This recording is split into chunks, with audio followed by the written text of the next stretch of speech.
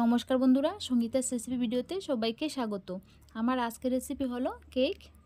Cake কিন্তু আমরা কম বেশি সবাই বানিয়ে নিতে পারি, তবে অনেকেরই কিন্তু কেকটা ফুলে না বা কাঁচা থেকে যায় ভিতর থেকে। এই রেসিপিটা শুধু তাদের জন্য, তাদেরকে বলবো পুরো ভিডিওটা দেখবেন, আশা করি ভালো লাগবে। আর একবার দেখলে কিন্তু বানিয়ে নিতে পারবে যে কেউ। তাহলে চলুন দেখে নেওয়া যাক আমার আজকের রেসিপিটা। কেকটা কিন্তু আমি চায়ের কাপে মেপে বানাবো, তার জন্য আমি চায়ের কাপ নিয়েছি আর একটা চালনির মধ্যে দিয়ে দিয়েছি আমি 1 কাপ ময়দা, আরও নিয়েছি হাফ কাপ ময়দা, টোটাল আমি 1.5 কাপ ময়দা নিয়েছি। চায়ের কাপে 1.5 কাপ ময়দা নিয়েছি। আর 1 চামচ, চা চামচের 1 চামচ নিয়েছি বেকিং পাউডার, আর চা চামচের 3 ভাগের 1 ভাগ নিয়েছি বেকিং সোডা, আর দিয়েছি অল্প একটু লবণ। লবণটা দিলে কিন্তু খুব ভালো হয় টেস্টটা, তার জন্য লবণ দিয়েছি, আপনারা কিন্তু নাও দিতে পারেন। এখন আমি সব উপকরণগুলো একসাথে ভালো করে চেলে নিয়েছি। দেখুন এখন আমি চামচের সাহায্যে ভালো করে মিশিয়ে নিয়েছি। দেখুন ময়দা আর সব কিছু একসাথে। এদিকে আরেকটা বাটি নিয়েছি, তার মধ্যে আমি 2টো ডিম নিয়েছি ফাটিয়ে। আমি 2টো ডিম দিয়ে বানাবো কেকটা। আর তার জন্য নিয়েছি চায়ের কাপে 1 কাপ চিনি। মিষ্টিটা কিন্তু আপনারা আপনাদের পছন্দ মতো দিতে পারেন।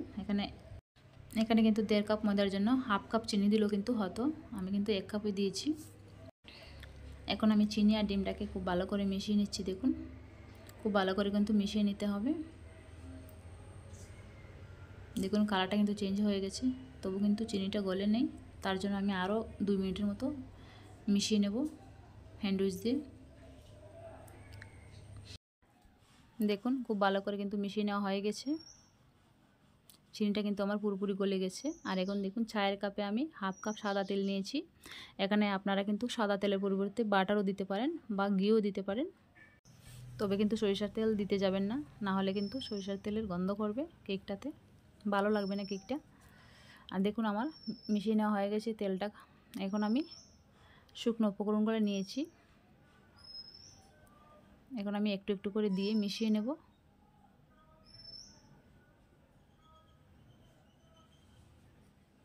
দেখুন খুব ভালো করে কিন্তু মিশিয়ে নিতে হবে। আপনারা কিন্তু অবশ্যই দেখছেন আমি কিভাবে গুড়াচ্ছি স্যান্ডউইচটা। এখন আমি বাকি ময়দাটুকু দিয়ে দিয়েছি, বাকি ময়দাটুকু দিয়ে আবারও মিশিয়ে নিয়েছি খুব ভালো করে। এখন দিয়ে দেব দুধ। আমি চায়ের কাপে মেপে 1 কাপ দুধ নিয়েছি। এখন আমি একটু একটু করে দুধ দিয়ে ব্যাটারটাকে বানিয়ে নেব।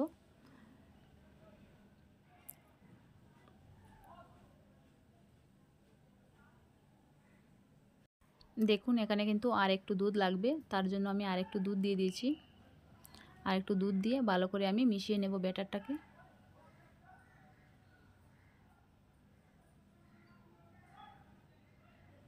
দেখুন খুব ভালো করে মিশিয়ে নিচ্ছি।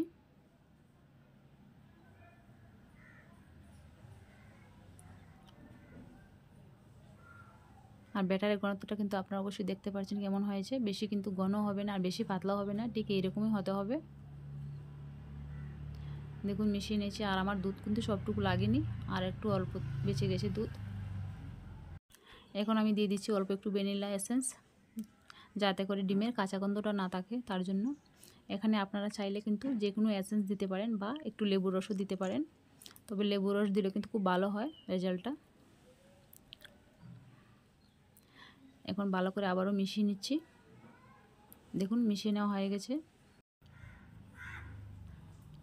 এখন দেখুন এখানে আমি একটা স্টিলের সসপ্যান নিয়েছি, আমি সসপ্যানের মধ্যে কেকটাকে বেক করব, তার জন্য সসপ্যানের মধ্যে অল্প একটু সাদা তেল লাগিয়ে দিচ্ছি। খুব ভালো করে তেলটাকে লাগিয়ে নিচ্ছি। দেখুন তেল লাগিয়ে দিয়েছি, এখন আমি গোল করে কেটে নেওয়া কাগজ লাগিয়ে দিচ্ছি। দেখুন আপনারা চাইলে যে কোনো কাগজ দিতে পারেন। এখন আমি 2টো কাগজের টুকরা নিয়েছি, 2টো কাগজের টুকরা আমি লাগিয়ে দিয়েছি এভাবে তেল লাগিয়ে। এখন আমি ব্যাটারটাকে ঢেলে দেব সসপ্যানের মধ্যে।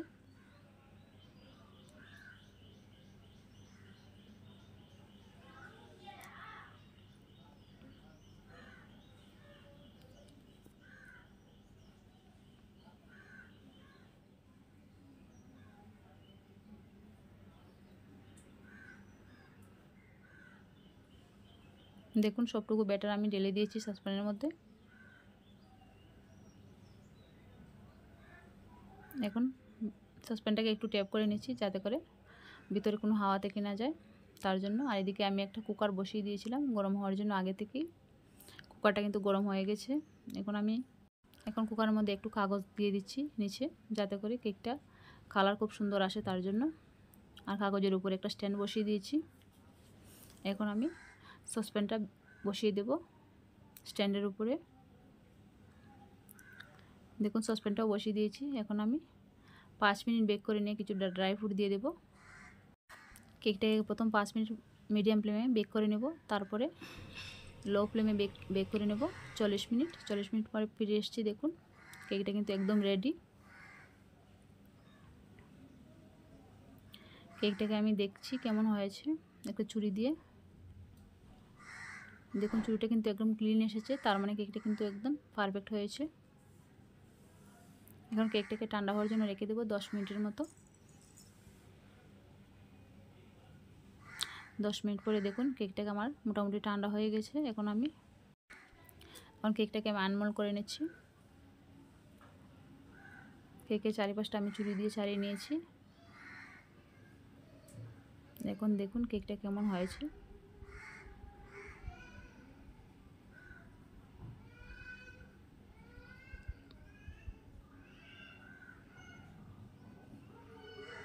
দেখুন কেকটা কিন্তু খুব ভালো হয়েছে বন্ধুরা,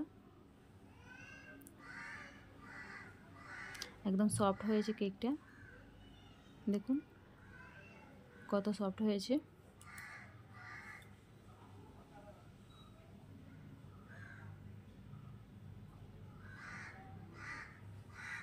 কেকটা আপনাদের কেটে দেখাচ্ছি কেমন হয়েছে।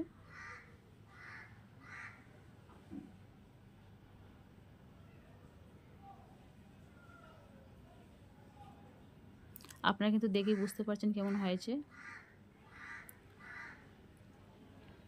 একদম সফট হয়েছে বন্ধুরা, একদম স্পঞ্জি হয়েছে। খেতে কিন্তু দারুণ হয়েছিল বন্ধুরা। আমার আজকের রেসিপি ফলো করে যে কেউ বানিয়ে নিতে পারবে কেক খুব সহজে কিন্তু। আর আমার আজকের রেসিপি কেমন হয়েছে জানাবেন। ভালো লাগলে প্লিজ সাবস্ক্রাইব করে পাশে থাকার অনুরোধ রইল নতুন বন্ধুদের। দেখুন কেকটা আমি কেটে দেখাচ্ছি পুরোটা কেমন হয়েছে।